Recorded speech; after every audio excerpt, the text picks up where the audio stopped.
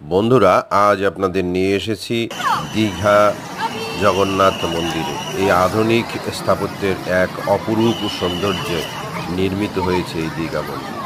আপনাদেরকে বলতে হয় যে সমুদ্রের সৌন্দর্যের সঙ্গে সঙ্গে ভগবান দর্শনের একটি পথ তৈরি হয়েছে এই দীঘা মন্দিরের মাধ্যমে। এই মন্দিরটি অত্যন্ত স্থাপনা শিল্পে গুরুত্ব বহন করে, ভীষণ সুন্দর হয়েছে, যা আপনারা না দেখলে বুঝতেই পারবেন না এত সুন্দর অপরূপ সাজে সজ্জিত হয়েছে এই দীঘা মন্দিরটি। যদিও আমি ভিতরের দৃশ্য আপনাদের দেখাতে পারিনি, কারণ ভিতরের মোবাইল নিষিদ্ধ। তারপরও যতটুকু অনুরোধ করে ভিতরে মোবাইল ঢোকাতে পেরেছি আপনাদেরকে দেখানোর চেষ্টা করেছি।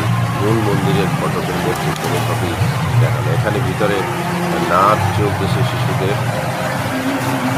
নাচের মাধ্যমে দীঘার সৌন্দর্যকে ফুটিয়ে তুলেছেন শিশু মনের এই শিশুগুলো। আমি ভিতরে প্রবেশ করলাম এবং ভিতরের কিছু অংশ আপনাদের দেখাতে সক্ষম হয়েছে, কিন্তু মূল ফটকের মধ্যে কোনোভাবেই মোবাইল অ্যালাউ নয় বলে আমি আপনাদেরকে ভিতরের অংশ দেখাতে পারলাম না। শুধু বাইরের সৌন্দর্যটু একটু দেখুন। এ কালের সাক্ষী হয়ে থাকবে যারা দীঘায় সমুদ্র সৈকতে আসবেন।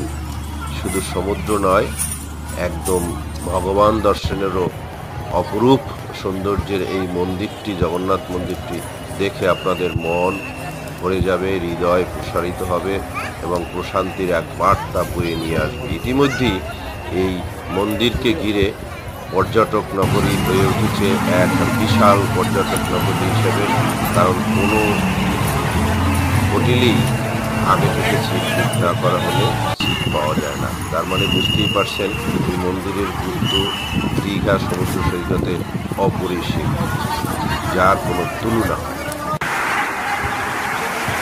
আমাকে মোবাইল থামিয়ে দিতে হচ্ছে বারবারই, তারপরও আপনাদেরকে দেখাতে চেষ্টা করেছি এই দীঘার জগন্নাথ মন্দিরের অপরূপ সৌন্দর্য। আমাদের এবার বেরিয়ে যাওয়ার পালা। সবাই ভালো থাকুন, সুস্থ থাকুন। আমার তরফ থেকে সবাইকে শুভেচ্ছা ও অভিনন্দন।